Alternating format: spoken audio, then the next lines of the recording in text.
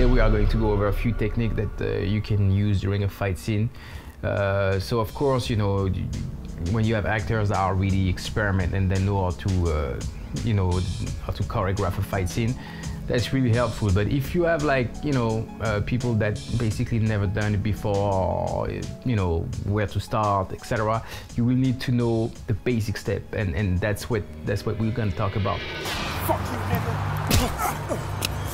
What I usually do is that at first, to situate the action, I will take a wide shot. So a wide shot where we see both of the fighters.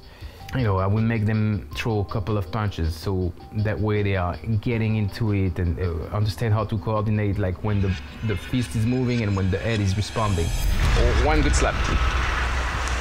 Okay, now you're gonna be 1, 2, 3. Like, don't take noise, like Tanisha, like almost like you will be hurt, because that's gonna help me to keep the noise. Okay. 1, 2, 3, go. Too late. Okay. So 3. 1, 2, 3. Okay. So you have to go, go, go, go. Yeah. Okay. And that's really important. You can actually practice with them and make them go really slow, so that they understand, like it's like a dance basically.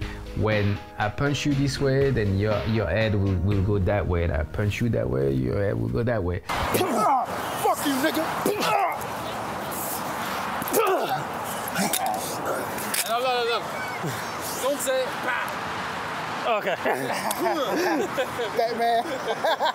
Pow, zoom. Pow, bam. I noticed that something that is really helpful is for them to make noise, like you know, almost like they are really getting punched, like like that, because that helps the actors to coordinate the movement. But also when you are in post-production, when you want to know where you should have the sound effect, when you will hear the noise, that's when you can put the sound in.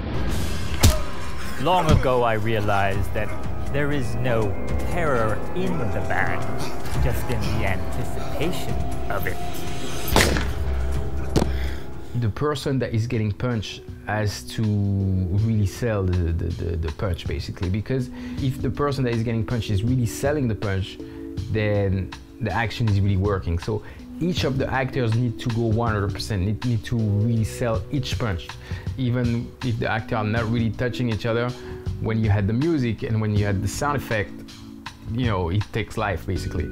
And you know, it's not about what you see on set, because of course it looks fake, but it's about what you will catch with the camera. Once you have the wide angle, then what I like to do is to do over the shoulder on one side, and of course over the shoulder on the other side.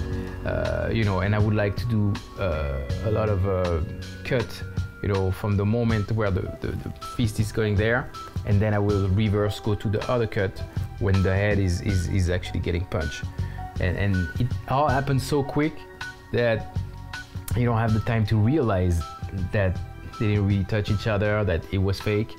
Because that's the worst thing that could happen. If the viewer doesn't buy the action, then your movie will be like, all of a sudden.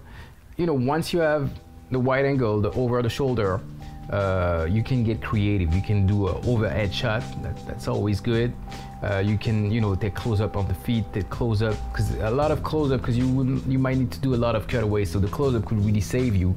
And what I like to do is also to create movement, like to take the camera and move with the two fighters to be almost in the heart of the action.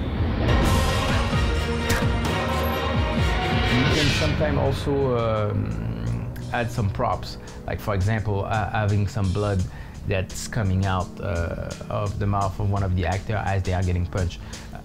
So I hope that this few techniques will cover the basic, you know, pay attention to the camera angle. I can stress it enough.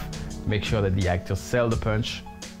And in your cut, you know, be really precise as far as when you are changing the angle, because that will be